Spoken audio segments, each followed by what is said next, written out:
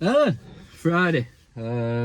It's currently 1:45 Friday afternoon, and I finished work at 12:30 today.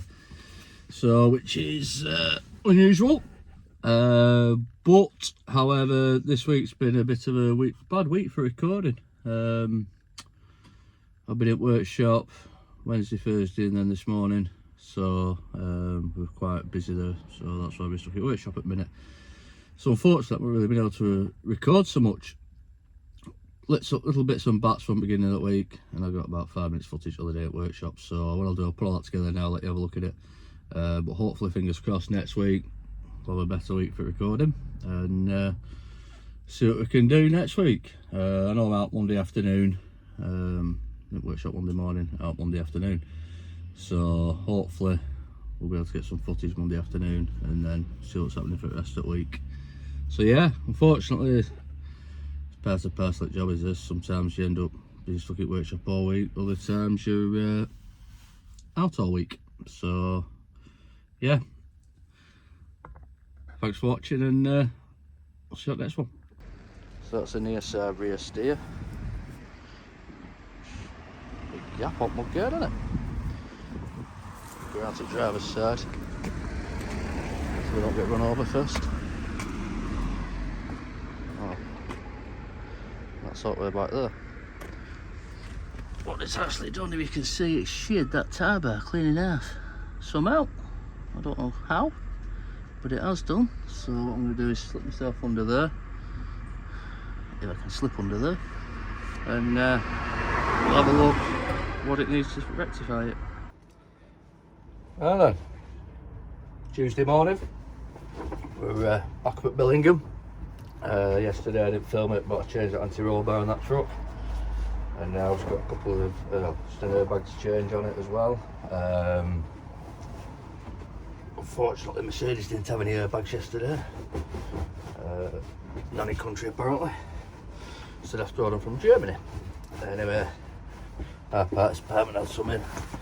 So I'm going on last night anyway, so picked them up on my way home, and then got airbag to change, because when the tyre bar snapped on the roll bar, it's twisted the airbag around and broke the top of the airbag. So I'll get that changed, and then got a mudguard bracket to do on it that the axle snapped off and it moved back. So yeah, so job should be a good one at that. And no way back down. So right, I'll see you on the truck. Yeah, so you can see what it's done. When that tyre bar broke at the other side of the axle, it's twisted out the airbag and it's spun the airbag round at the top. Yeah, it's brought the locating peg off it. So if it's brought that locating peg off, it means the airbag's spun. So basically nothing really holds these airbags on. They sit on that corner at the bottom.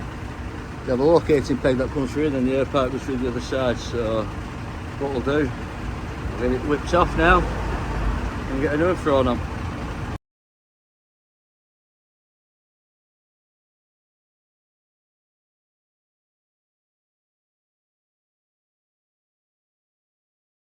Right, so now I don't actually got to see on that time lapse, but that's the airbag now sat on.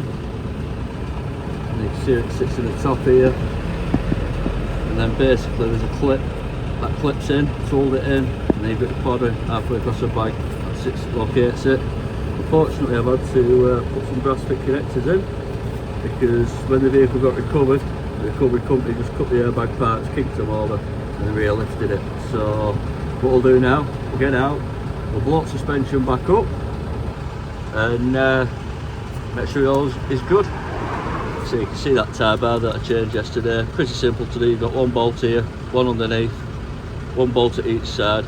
Same again on the other side. Same setup. Anti-roll bar bushes in here. So all I had to do yesterday was unbolt it all, drop it off. That was an easy bit. Lift the new one in, and then all that I do, we've got a wheel chock behind the wheel. Put the wagon in reverse, backed it up, and it shoved the axle back where it should be. Sorry, not in reverse, forwards, and it shoved the axle back where it should be. Yeah, reverse. Yeah, reverse, sorry. And then it shoved the axle back where I wanted it, and it located it on both sides, straight in that anger there, so we're very lucky with that. So in case I buzz it up, job done. Yeah, so what it's done, when that axle's come back, it's actually, if you look underneath here, you can see it's brought that mudguard bracket there on that side. So all I've got to do now, change that bracket, the jobs are good. Now, I'll have to do is take the whole mudguard off to get that inside bracket. So, 13mm ratchet, 13mm socket on my ratchet, hammer, angry spanner. That's all you need for this job.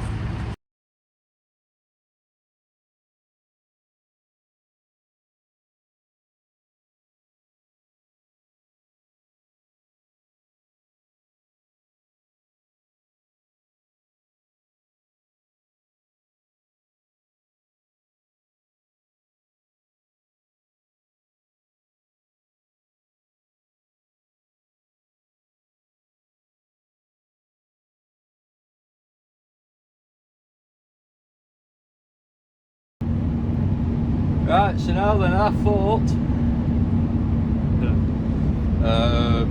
must have done that airbag and stuff out of me away down the road, but it's not.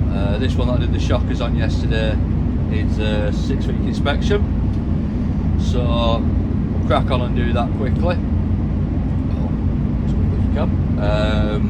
Did a stealth inspection, this one, off the radar. With the truck's locator. I don't think they'll be very happy with me inspecting it on their site, so I'll just have to do it on the radar sort of thing. I'm not going to say where the truck's located, but I'll give you a clue. Maybe that's the clue. See if you can work that one out for you. That's where the truck's located. So as I was saying, I don't think they'll be happy if they catch me inspecting it here on site, so I've told them I want the keys for the truck to do a fault on the bin lift. So hopefully it's blocked in by a couple of other wagons, so I'll just be able to stealthily do it. So stealth is a word. Yeah, so this truck's a bit different to what we usually have. It's the Magnum Double XL. As far as I know, there's only 2 of these in the country. The difference is, if you look on the back, you have your bin lift, yeah, but it also does skips as well. So it'll lift a skip up, like your cubic yard skip, that sort of thing, straight into the back. So yeah, so that's something different. We don't get to work on these very often, especially with only being 2 of them in the country. So, well, these were definitely the first ones in the country and all that. So yeah, I'll get it working and show you. Yeah, so I'll just show you how these work. So basically, when you're picking a skip up, drop this rear plate down, like so.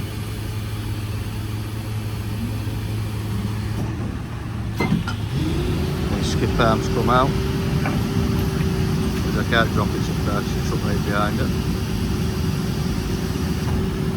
Basically what you do, you get your chains, hook them onto your skip, lift it up. As it comes up to the back of the truck, the skip locates in these lugs at each side here, and then as the lifter comes up, it tips the skip in like that, and then drops it back down again. So that's pretty much how these work. Not a bad idea really. Set that back up, lift the rear plate back up,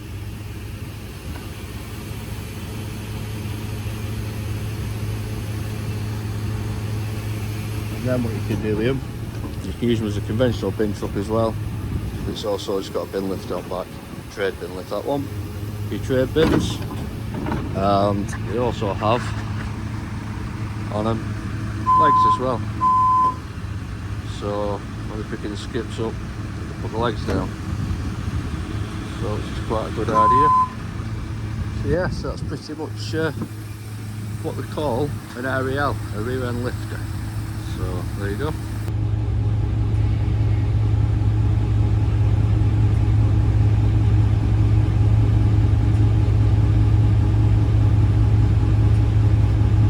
Stealth mode. One to tap nuts from the rubber hammer. Don't recognise that. Don't know what I'm doing.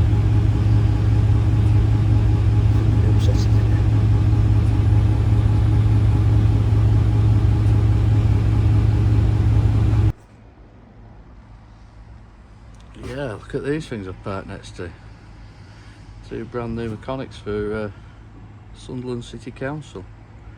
Beautiful, beautiful. Got the Dennis Eagle body on them. Your Terberg lifter out back. Let's give you a quick look. Got a nice looking body, these Dennis bodies. There they are.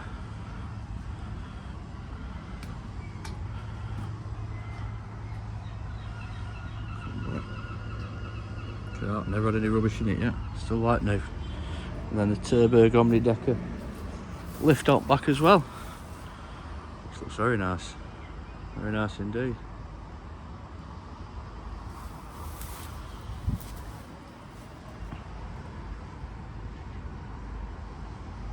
I like them.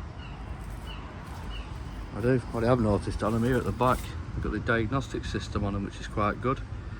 Because on the old ones, it used to just be on the side here. But on these, we've got them here at the back. So, yeah. Very nice. Quick look at the back. Look at that. You don't see them like that very often. I certainly don't anyway. So yeah, they certainly look the part, that's for sure, don't they?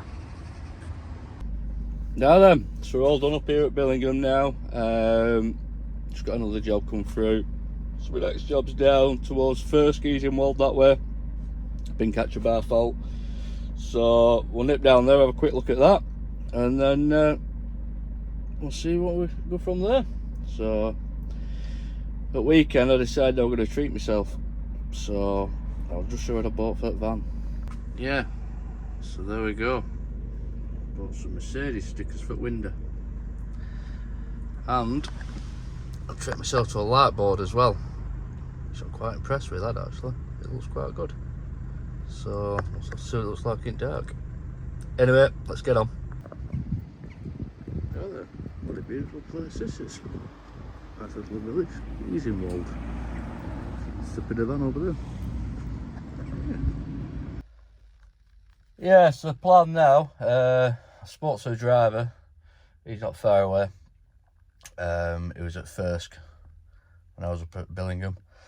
So I had a couple of jobs to do, and then the plan is to meet him down here at Easingwold. Beautiful little place, this. Stunning. Lovely little village. So just spoke to him now, he's not far away, he's on his way. So a little co-op across the road, so I've been and got myself a meal deal. Sandwich, crisps and a drink of pop. So we get a bite of lunch now, and then hopefully he should be about to have my lunch and jobs are good. So a big clamp fault and a big catcher fault apparently. So I'd imagine we're meeting him halfway through his day.